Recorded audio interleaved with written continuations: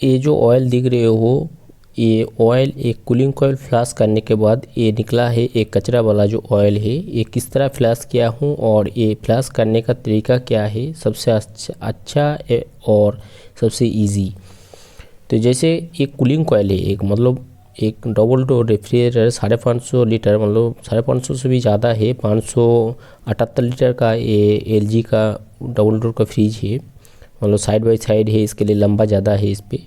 तो इस पर फ्लैश करने के बाद ऐसे कचरा निकला है, उसका एक्यूमुलेटर या पुस्टा सिस्टम में जैसे था वो निकला है। तो यहाँ पे ये पूरा सिस्टम खोल के लेकर आया हूँ। यहाँ पे हीटर लगा हुआ है, ये वाला सेंसर है और बायोमीटर भी है। ये सेंसर यहाँ पे लगता है और ये वाला है उसका बायोमीटर है। ये पूरा सिस्टम निकाला हूँ क्योंकि ये अलग से खोलना पड़ेगा और सॉकेट लगा हुआ है तो ये निकालने में आसानी हुआ। तो फ्लैश किस तरह करते हैं, जैसे यहाँ पे दो साइड है, एक सक्शन साइड और एक साइड पे कैपिलरी पाइप जो लगता है और जहाँ से डिस्चार्ज शुरू होता है। तो दोनों तरफ से अब फ्लैश करना पड़ेगा आपको, दोनों तरफ से मतलब एनर्जी हब लगा के अब लिक्विड से फ्लैश करना पड़ेगा, मतलब लिक्विड गैस से या लिक्विड जैसे पेट्रोल हो गया है या थिनर हो गया, इस तरह कोई लिक्विड देके। इससे क्या होगा, आपके पास जो गैस है वो वेस्टेज कम होगा, मतलब कम गैस लगेगा। अब डायरेक्ट एयर प्रेशर से फ्लैश मत करना, एयर प्रेशर से फ्लैश करेंगे तो ये चोकिंग तो नहीं, क्लियर तो हो जाएगा लेकिन चोक्ड होने का संभावना होगा। जैसे यहाँ पे बटला जो दिख रहा है ये 134 गैस का बटला है, तो 134 से फ्लैश किया हुआ हम लोग। तो डायरेक्ट खाली गैस से भी आप फ्लैश कर सकते हैं, लिक्विड नहीं डालना चाहते हो तो भी कर सकते हैं, लेकिन लिक्विड डालेंगे तो उस पर क्या होगा, अब लिक्विड उसका अंदर डाल देंगे चार्जिंग लाइन के माध्यम से, उसके बाद चार्जिंग लाइन गैस के बटला पे लगा के बटला उल्टा करके लिक्विड उसमें देंगे तो वो पूरा साफ़ हो जाएगा। और खाली गैस से करेंगे तो गैस ज़्यादा लगेगा। जैसे एनर्जी वाल्व सक्शन लाइन से पहले लगाना पड़ेगा, फिर चार्जिंग लाइन लगाना पड़ेगा। चार्जिंग लाइन पे आप सिरिंज के माध्यम से उसको 20 ml या 30 ml उस पर लिक्विड डाल देंगे, फिर गैस उल्टा बटला उल्टा करके उसको लिक्विड देंगे तो दूसरा तरफ से जो कैपिलरी लगा होता है उस तरफ से लिक्विड पूरा निकलना चाहिए, गैस का लिक्विड। मतलब वो गैस आपका वेस्टेज होगा सही है, लेकिन जो लिक्विड उस पर अंदर डालेंगे थिनर या पेट्रोल, वो पूरा पाइप साफ करते करते एकदम दूसरा तरफ से निकलेगा। लेकिन ये जो एक्यूमुलेटर देख रहे हो यहाँ पे थोड़ा कचरा रह जाता है, इसके लिए लिक्विड और गैस दोनों देने से सबसे अच्छा रहता है। क्यों बोल रहा हूँ, ये आगे देखते हैं। एक्यूमुलेटर का जो सिस्टम होता है, ये जो इधर से पाइप इन होकर अंदर तरफ आधा जाता है और दूसरी तरफ से भी आधा आता है, बीच में दोनों पाइप का जॉइन नहीं होता है। क्योंकि एक्यूमुलेटर इसलिए लगाता है, कोई भी जो गैस होता है वो वेपर जो होता है वो गैस उस पर लगा रहता है, मतलब इसके लिए। जैसे ड्राइंग पे दिखाता हूँ, जैसे एक्यूमुलेटर का अंदर पाइप आधा एक तरफ से सक्शन की तरफ से आधा जाता है और दूसरा तरफ से भी आधा आता है, बीच में जो पार्टीशन वो खाली रहता है। इसमें क्या होता है, तो गैस एक साइड से पाइप होके पूरा अंदर नहीं जाता, एक्यूमुलेटर का अंदर स्टोर होता है जो गैस लिक्विड, मतलब कचरा जो भी है। तो इस पर क्या है, ये जब लिक्विड आता है तो इसका अंदर वेपराइज होता है, उसके बाद मतलब यहाँ पे लिक्विड होकर भर जाता है, वेपराइज होता है, फिर ये पाइप होके दूसरे तरफ से बाहर निकलता है। मतलब आप कोई भी लिक्विड डालेंगे तो इसका अंदर थोड़ा बहुत रह जाएगा।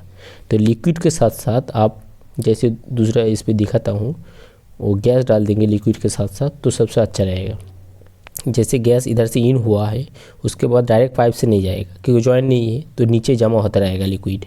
जमा होने के बाद जो वेपराइज होगा या ओवरफ्लो होगा उसके बाद ही कैपिलरी से बाहर जाएगा। मतलब एक्चुअली एक्यूमुलेटर बना इसीलिए रहता है कि जो गैस वेपराइज नहीं होता है उसके लिए, उस पर स्टोर करने के लिए डायरेक्ट लिक्विड गैस कंप्रेसर में नहीं चला जाए, इसके लिए एक्यूमुलेटर रहता है।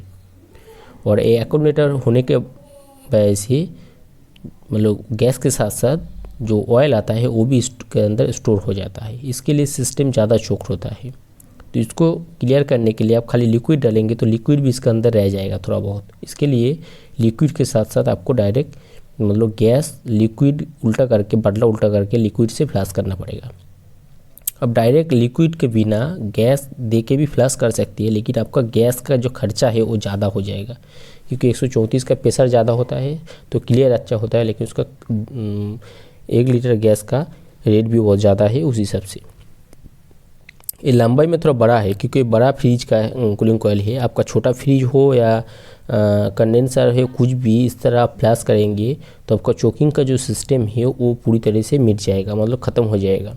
फिर नया तरीके से मतलब नया सिस्टम में जैसे कूलिंग आता है उस तरह। जैसे आप देख पा रहे हो कितना ज़्यादा कचरा है। इसको और एक बार सिस्टम दिखाता हूँ। जैसे अभी जैसे फ्लश करना होता है आपको, तो CTC हम लोग CTC दे के फ्लश किया हूँ। इस तरह लिक्विड CTC डाल सकते हैं, लेकिन पेट्रोल से भी फ्लश कर सकते हैं। तो पेट्रोल और CTC दोनों में से भी आप फ्लश कर सकते हैं कोई भी चीज़। जैसे यहाँ पे NRP वाल्व सक्शन लाइन से पहले बार लगाना पड़ेगा, फिर चार्जिंग लाइन लगाना पड़ेगा, फिर सिरिंज के माध्यम से, मतलब जो इंजेक्शन का सिरिंज है उससे सबसे अच्छा रहेगा, क्योंकि उसका थोड़ा सा मुंह जो है वो छोटा होता है। तो चार्जिंग लाइन के अंदर पुश करने मतलब CTC या पेट्रोल पुश करने से अच्छा रहेगा। तो बड़ा वाला जैसे ये वाला सिरिंज, इस पर 20 ml या 30 ml आप लिक्विड ले लेंगे, फिर NRP वाल्व लगा के चार्जिंग लाइन लगा देंगे। फिर चार्जिंग लाइन के अंदर पहले लिक्विड फूस कर देंगे। लिक्विड फूस करने के बाद गैस का टैंकी चार्जिंग लाइन के साथ लगा देंगे। फिर चार्जिंग लाइन के अंदर लिक्विड हो जाता है तो नॉर्मली चला जाता है तो अच्छा रहता है, नॉर्मली नहीं जाता है तो फिर उस लगाने के बाद आपको टैंकी ऐड करना पड़ेगा। टैंकी ऐड करने के बाद उसका वाल्व खोलने के बाद टैंकी को उल्टा कर देना पड़ेगा। फिर क्या होगा, आगे लिक्विड जाएगा, उसके पीछे पीछे आपका गैस उसका धक्का मारेगा, मतलब प्रेशराइज करेगा।